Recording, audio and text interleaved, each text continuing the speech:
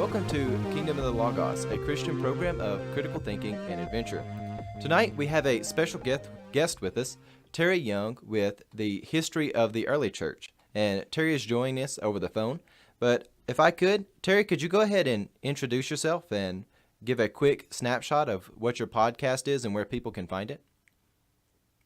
Sure. I'm Terry Young. I run the History of the Early Church podcast, which is a podcast dedicated to telling a detailed narrative of the early church from Pentecost up to the Council of Chalcedon in the mid-5th century. Each episode is about 20 to 30 minutes with to have a certain degree of narrative coherence. As of right now, we have gotten to the end of the 3rd century in our narrative. And the podcast is available at both in the iTunes podcast store and the Google Play Store. And it is an absolute honor to have you here with us, Terry. And for those of you who are my listeners out there, I really encourage you to go out there and check out Terry's podcast. When I first discovered it, it's probably been about a year or two ago now, I was just absolutely blown away with the quality of the content. He takes about a half hour and very coherently, very articulately goes into an extreme amount of detail, but it's not to the point where you can't consume it. The average person can definitely sit down, turn on the podcast, and absorb the early church history, and it's just absolutely fantastic. But without any further hesitation, I want Terry to talk with us tonight about the early church accusations and sort of the role that the Roman culture had in the persecution, the idea that the early Christians, they were atheistic. It seems like a bit bizarre for us in the modern world. Again, a lot of times modern Christianity is framed in such a way that it's opposed to atheistic assumptions. But in the ancient world, the assumptions that people had were quite different. So why don't we start, Terry? I want to ask you, many people in the modern church are confused about the fact that early Christians were actually accused of being atheists.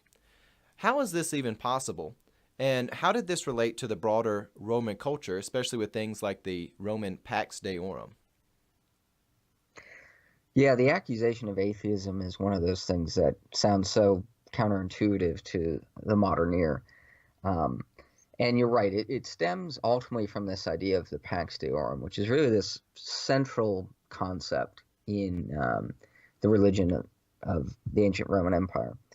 The belief that the reason for the success of the empire and the reason that the emperor was secure and the world was safe is because people were pious and virtuous and offered worship to the gods. And as a result, the gods were happy and they blessed the empire in return. So if things were bad, if there was a famine, disaster, civil war, what have you, it was understood that the empire had lost the favor of the gods. And this isn't unique to Rome, of course, either. I mean, go back to the execution of Socrates in ancient Athens when he was executed for teaching unknown gods and inciting the wrath of the Olympians against the city. So for in the ancient Mediterranean, then, atheism was basically someone who was accused of being an atheist was someone who did not offer that worship to the immortal gods who protected society and the world. And so Christians, of course, were, by their very fact that they were, uncompromising monotheists, were subject to this charge. And it was a pretty it was a bad word. You did not want to be accused of this. And other groups had been accused of atheism before. For instance, the philosophical group, the Epicureans, to the point that even being called an Epicurean, like atheist, was kind of a slur used in the time. So it was because of this refusal for Christians to worship the gods that protected the empire and the world, which was seen as basically a threat to safety. That Christians, by spreading this message that told people to reject all other gods and embrace only theirs, that they felt would incur the wrath of the gods upon society. Well, that really is quite fascinating because, again, in our modern context, people think atheistic. That means you're someone who doesn't believe in a higher power at all. But for the ancient Romans, it was actually something quite different. They seen it as a threat to society because the gods were not being pleased. That is very fascinating. The next thing I want us to talk about, Terry, is modern Christians are often unfamiliar with the power of martyrdom. And this was something, especially when you look at the early church, martyrdom plays a big role. But I wanted to ask you why it was that martyrdom was so influential in spreading the gospel. Moreover, it was so influential that many of the martyrdom accounts, they go from just being historical records to people, they take people like Polycarp and even others, and they really mythologize the martyrdom. You get a lot of things where there's doves coming out of open wounds and things of that nature. With my congregation and the people that I pastor in my parish, there are a lot of people who they look at the martyrs in the early church, and especially people who haven't spent a lot of time in church history. They say, well, why would watching people be martyred, why would that bring you into the church? Why was it that people would willingly go to the amphitheater? And of course the answer is, well, one would choose faith over giving in basically to the demands of Rome. But why is it, Terry, that martyrdom is so powerful in the early church? Well, martyrdom was a very public event, seen by both, Christians in the community and by pagans and Jews, outside the church. And at least the reliable reports we get of kind of the bravery and the courage of martyrs to endure not just execution, but in some cases pretty awful forms of execution. The Romans could be incredibly creative in coming up with ways to kill people. And seeing this group of people who seemed who were despised, but they acted with such bravery and virtue in the face of such hostility, captivated a lot of people. And that sort of living witness, because of course the word martyr means witness, that witness to the Christian life, to the gospel, really did strike people quite dramatically. A good example is the Latin church father Tertullian, who states that the martyrs were a major reason for his conversion to Christianity. And you can see that in his own writings, where martyrdom informs a very big part of his thinking. And especially more in the second century, less so in the third, but especially in the second century, where Christianity was really on the margins of society and not much was well known beyond common rumors and slander. It was one of the sort of few public ways Christians could really preach, if you will, in a certain way, nonverbal preaching, I guess, to a large audience. Now, as far as martyrdom accounts becoming mythologized, this is unfortunately one of those regrettable instant or sort of attrition to ancient literature and texts that we have in history, because we do have, we only have so many good, reliable, historical martyrdom accounts. A good amount that does give us a lot of information, but a lot has been lost to later embellishment or just straight up fiction. So a kind of a textbook example is a martyr by the name of Procopius of Scythopolis, who was a exorcist and a reader in the Church of Palestine. And he is the first recorded Christian put to death under the great persecution of Diocletian in the province of Palestine. Well, flash forward to the Middle Ages, and Procopius has been transformed beyond all recognition from the humble lector and exorcist to one of the great military saints, like St. George or St. Demetrius, bearing, no sort of resemblance to his historical person. And you can see a similar process with other martyrs. And I think the reasons for these vary. Some of it is just the fact that um, local churches that had commemorated martyrs in their liturgical calendars, marking the date of their death in their church calendar, they may not have had or maintained the original trial records or what have you from back when the event happened, and as sort of a way to kind of boost the prestige of their local church, you get these sort of pious fictions that get invented. And just because martyrdom also entailed a certain degree of kind of spiritual authority within the Christian community, martyrdom for the early church was kind of the highest ideal, and to the point that martyrs or confessors could even acquire this special charismatic authority. So one interesting example is during the persecution under the Emperor Decius, where many Christians lapsed and offered sacrifice to the gods or offered incense.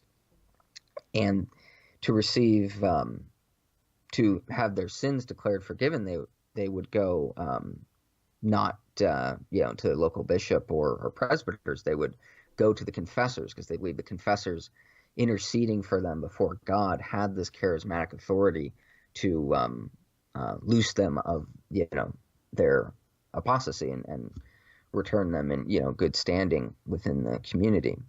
So it was very, very powerful, both as an external witness to the Greco-Roman world, and also very powerful internally for the Christian community. Well, one of the things that really fascinates me is which again, I haven't had any time to, I've been hoping to pursue further graduate education in the field of church history. But when just as someone who's in pastoral ministry and I study a lot of this stuff, in the early church, of course, there's a period of time before Scripture is canonized and all that is sorted out in sort of an official fixed form. But the authority of the martyrs and really their accounts really seems to be something circulating throughout the church in a very powerful way. And for a lot of the people I have in my life around me, and when you start to talk to them about these martyrs, they almost seem a little bit shocked that the martyrs would have such an amazing authority. And when it comes to both spreading the gospel, and as you were pointing out, it's sort of preaching not just by getting up in a hall and speaking to other people just with words, but it's really something that's a bit more of a visual. And just seeing these people live out their bravery, it's so fascinating to me.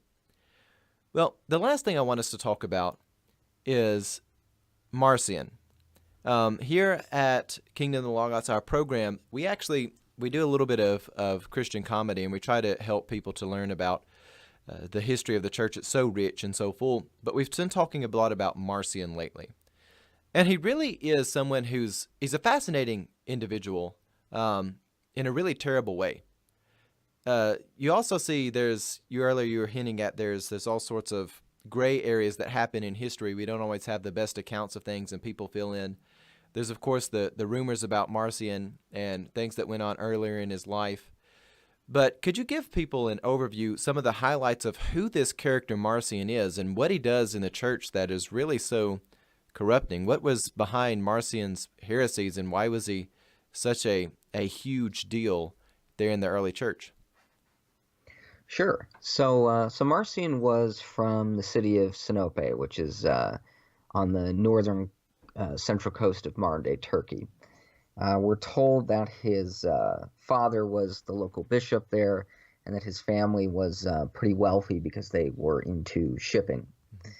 He came to the Church of Rome in the 140s, and at some point it seems that he had contact with not just mainstream Christians there, but also Gnostic Christians, and was kind of exposed to some of their ideas.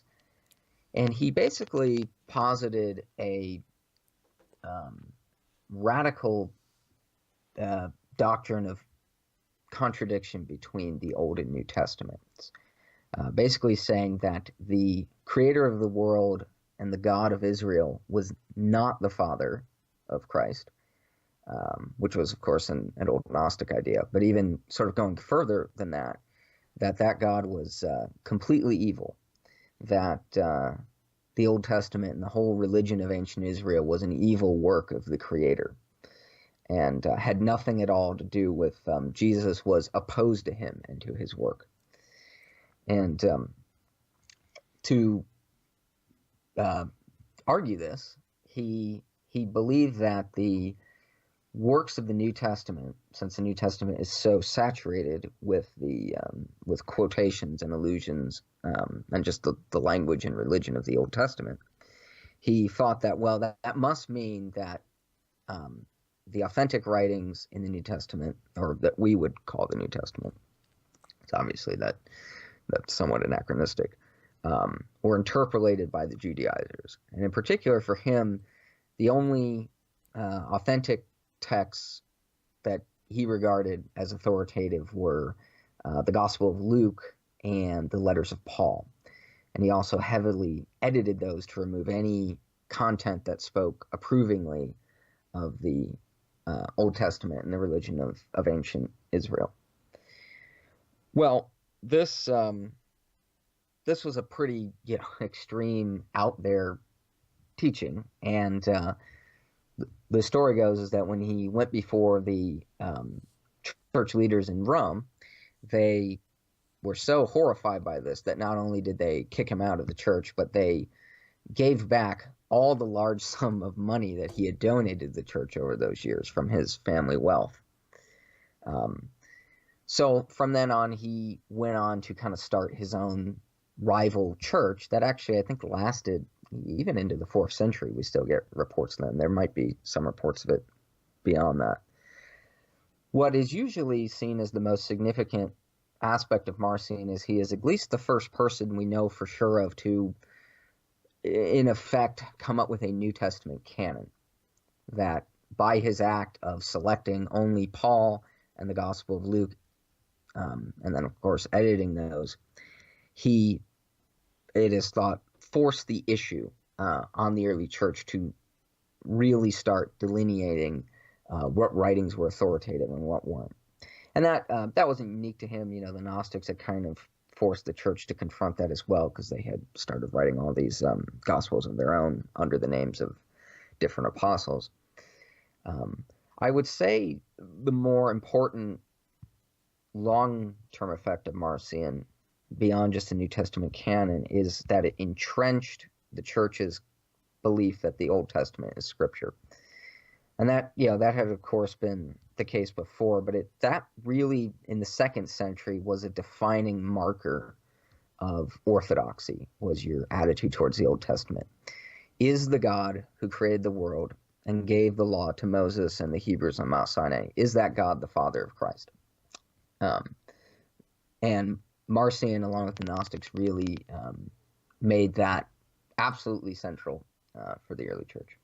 Well, he's such a fascinating, I hate to almost water down the relevance of him saying that he's something to the effect of a supervillain in the early church, but it does appear that he actually did have quite a wealthy background, and with him attempting to produce this edited version of the New Testament and sort of beat people to that task, it just, looking back at that, it's remarkably seems like a clever way of trying to define orthodoxy before orthodoxy could be really established.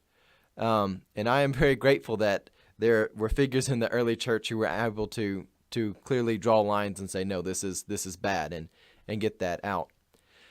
But anyways, thanks so much for coming on, Terry. Those are some excellent points. Again, those of you who are in our audience, I highly encourage you, go and download his podcast.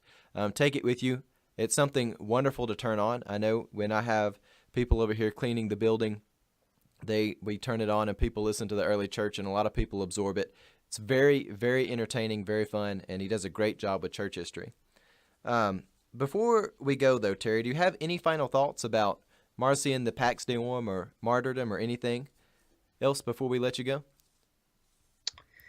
I mean, I would just say, this is just the tip of the iceberg. There are lots of fascinating things to learn about in the history of the early church, and I would just encourage people, just dive in and just start digging into the original sources and reading up on some of the great studies that have been done on this stuff.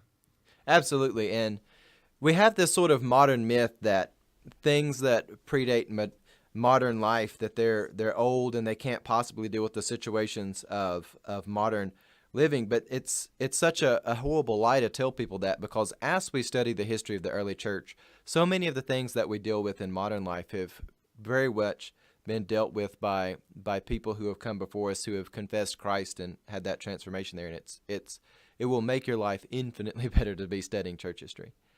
Well, anyways, we'll wrap things up. Again, Terry's with the history of the early church. And Terry, will you tell people again where they can find your podcast at? Yep. Podcast History of the Early Church can be found in the iTunes podcast store or the Google Play Store. The website, the blog site, you can find historyoftheearlychurch.wordpress.com. And then we also have a Facebook page, facebook.com/Early Church Podcast. All right. Thank you much. And on that, thank you for having me. We'll say goodbye to our audience.